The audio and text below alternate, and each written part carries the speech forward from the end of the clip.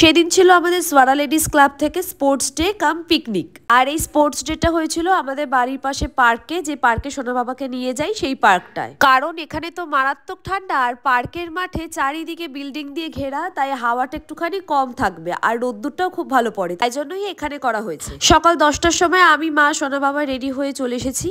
এসেই দেখি সকালে ব্রেকফাস্টের আয়োজন করা হয়েছে, আর তার মধ্যে ছিল ভেজ চাউমিন, একটা বড়া, চিলি সোয়াবিন, কলা আর জিলিপি। সকালে গিয়েই ব্রেকফাস্টটা করে নিলাম। আর সোনা বাবা কিছুতেই ওই পার্কের মাঠে থাকবে না, সোনা বাবা আসবে এই পার্কের মাঠে, যেখানে ওর স্লিপ, দোলনা এইগুলো আছে। তাই পাশের মাঠে সোনাকে নিয়ে এসে একটুখানি দোলনার স্লিপ চড়ালাম, আর তারপর খেয়ে নিলাম গরম গরম আদা দিয়ে চা।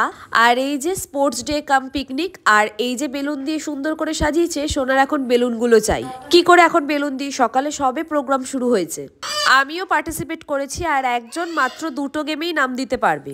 আমি নাম দিয়েছিলাম গ্লাস সাজানো আর বেলুন ফাটানোতে। দৌড়ে গিয়ে গ্লাস পিরামিডের আকারে সাজাতে হবে, আবার বাপাস আসতে হবে। আর বেলুন গেমে হলো বেলুন ফুলিয়ে দৌড়ে গিয়ে বেলুনটাকে চেয়ারে বসে ফাটাতে হবে। আর দুটো গেমেই আমি থার্ড হয়েছি, আর আজকে থার্ডের কোনো প্রাইজ ছিল না। তারপর বাকি আরো সব গেমগুলো হলো। আর সোনা বাবা তো 12:30টার সময় কাঁদতে আরম্ভ করে দিয়েছিল।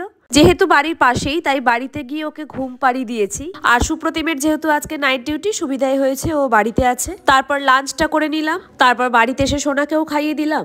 আর বিকেলে মিউজিক্যাল ফুটবল গেম হচ্ছিল। সব মিলিয়ে আজকে সকাল থেকে দিনটা তো বেশ ভালোই কাটলো।